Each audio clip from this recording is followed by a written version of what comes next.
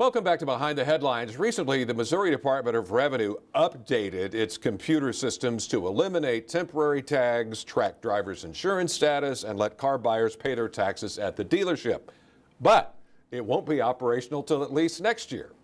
And so it goes for the overhaul of the safety net systems in the Missouri Department of Social Services since 2013, and there have been consequences, personal consequences. Steph Quinn with the Missouri Independent News Service has looked into all of this and joins us now. Welcome back, Steph. Good to have you here.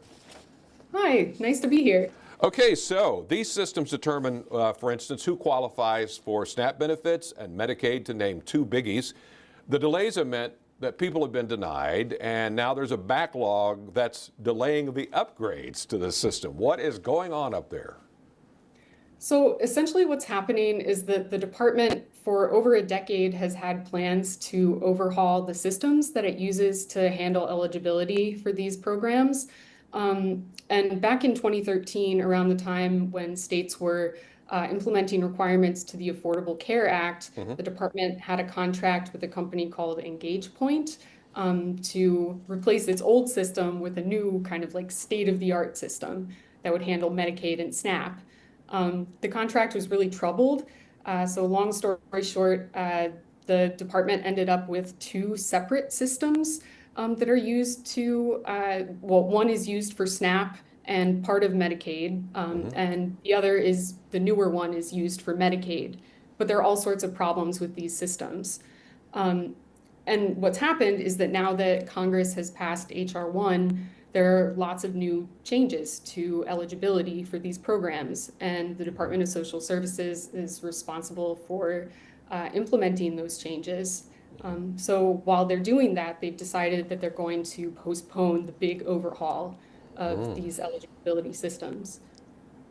So what's the reaction been from advocates who have been fighting with social services at Jeff City to get benefits for those who deserve them, or benefits that are overdue?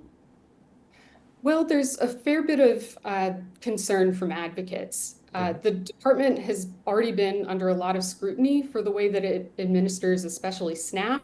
In 2024, a federal judge found that the department had illegally denied SNAP benefits to Missourians, partly as a result of its very overburdened call center.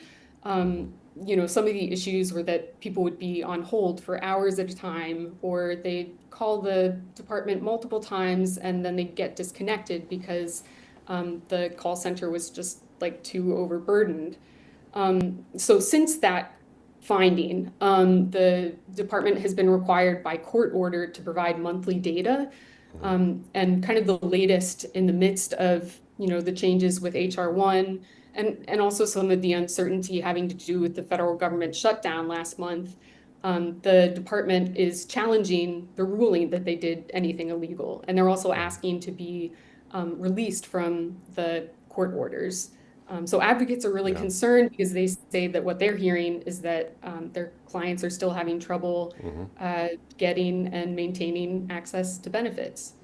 So I take it that failure to get through to the call center and talk to them can also mean that no benefits, like you didn't do all the paperwork, so to speak.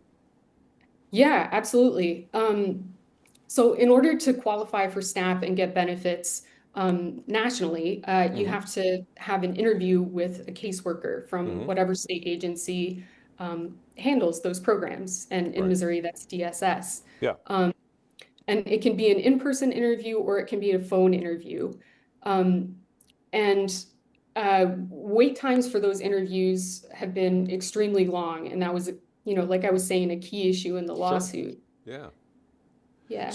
So with this upgrade goal, we've covered, it started in 2013. There's also been a legal battle that goes along with this, and that must have been expensive. So it's become a start and stop. Sort that out for us a little more. Yeah, sure. So after the department essentially fired EngagePoint, EngagePoint sued. They were saying that the department hadn't paid them for all the work that they had been required to do so that the department could stay in compliance with federal guidelines. And again, those federal guidelines go back to the Affordable Care Act and connecting with the federal marketplace. Engage point one, but then there was a really long appeals process that ended in a court upholding the original ruling. But the original ruling included interest. So what started out as, I think, a $23 million reward became something more like 92 million Oh, by earlier this past year, including interest. wow. Well, let's circle back to HR 1. How do changes in the big, beautiful bill add to the complications of everything you've talked about? Well, so the biggest changes, I mean, the changes have actually already started. Okay. So yeah, expanded SNAP work requirements are already being implemented by the department.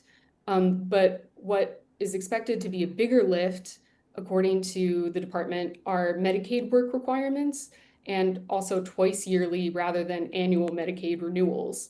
And the reason why they're expected to be a bigger lift is that while there had previously been work requirements for SNAP, there have not been work requirements for Medicaid. So that kind of has to be like built from scratch. And I guess further complicating this is that these expectations coincide with a reduction of federal funding for administrative costs. And there's also pressure because if states exceed a 6% error rate in their SNAP payments, they're going to be, down the line, they'll be expected to start paying a portion of the benefits that they disperse to citizens. And that's new. So the federal government is asking a lot of state agencies more than they have before. They're also cutting federal support and kind of threatening to make states cover costs that they didn't have to before. Before you go, a best guess on this one, Steph. Is anybody in the legislature going to give any attention to this, or do they already know there's a problem, a money problem? I think there's an acknowledgement that that money is going to be an issue in the coming session. It's unclear what it's going to look like. I mean, I think there's also an acknowledgement that these DSS programs have been somewhat troubled for a long time. So it'll be interesting to see what lawmakers do about this. What their priorities will be. All right. We've been talking Yeah, to Steph Quinn with the Missouri Independent. You can see Steph's articles and other Missouri Independent reporters' stories online and on social media, as well as this conversation at KY3.com, on the KY3 News app, also on Roku, Fire TV, and Apple TV Plus. Steph, as always, thanks very much. And as always, we look forward to next time. Thank you. great.